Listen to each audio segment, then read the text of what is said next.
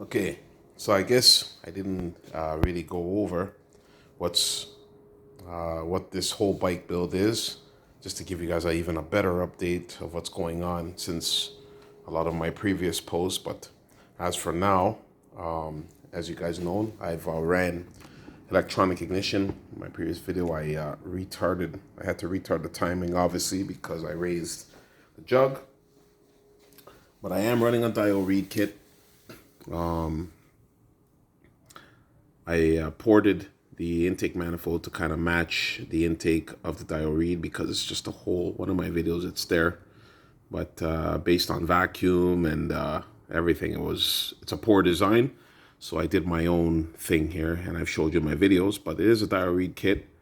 This is a intake tube that I made. I basically I bought the pipe and cut off some ends to kind of match where I want the carburetor.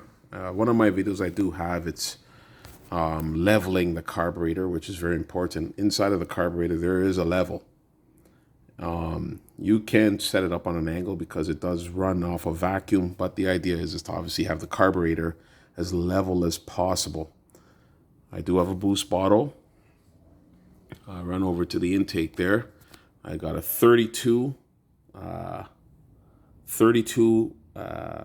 pilot, and the main jet I believe is a 90. I'm not too sure, but one of my videos I do have where I do show you the last jet that I do have in here. But just for now, we're gonna say it's a 90. That's inside of there with a 30 pilot. So 30 pilot and a 90 main on this basic setup. I pulled the spark plug. It looks pretty good from even my previous video that I did here, but I want to keep you guys up to date of what's going on as I change different things along the way here on this journey with this bike. But I do want you to know that I'll just keep everything updated, keep you guys in the loop, so that you can obviously see that what I'm doing here, it's strictly for the hobby, folks. That's it. Strictly for the hobby. Just, I'm into super tuning. I've been playing with two strokes for a very long time. And so I do understand them and how they work. And like I said, I can't complain right now because this bike is pulling to 11,000 RPMs with a stock cylinder.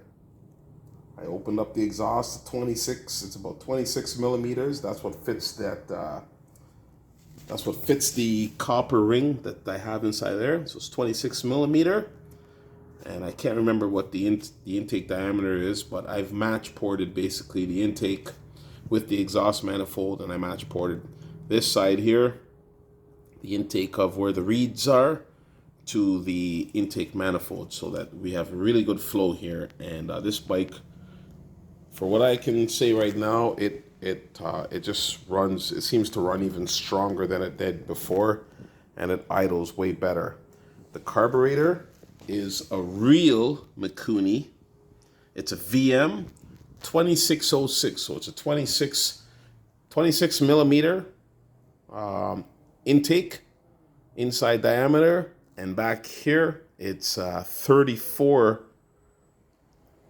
Is it a 34? I think it's a 34 or 35 millimeter intake bore on this side. So it's much bigger. This carburetor is a bigger carb, and a lot of folks will say, well, the carb is massive for that little motor. But believe it or not, this bike altogether, with everything that I've done to it, weighs somewhere around, I would say, 120 pounds. And with my weight, I'm 190. So you're talking over 300 pounds. For me, I'm not going to run a 19 or a 21 millimeter. I'm actually going to try to get a little bit more air into the engine based on my weight and where I'm running. I'm in Ontario, Canada.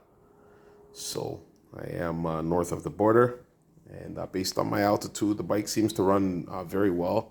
I haven't got it out because my tires are flat and I just need new tires. And I don't care to really take it out and even try anything until I get everything done properly. That's just the kind of person I am. But for now, I think everything is updated. Yeah, and I do run 89 octane, and I'm running AMSOIL Interceptor full synthetic two-stroke oil. I don't run nothing but the best. So stay tuned. And this is the Black Bandit bike.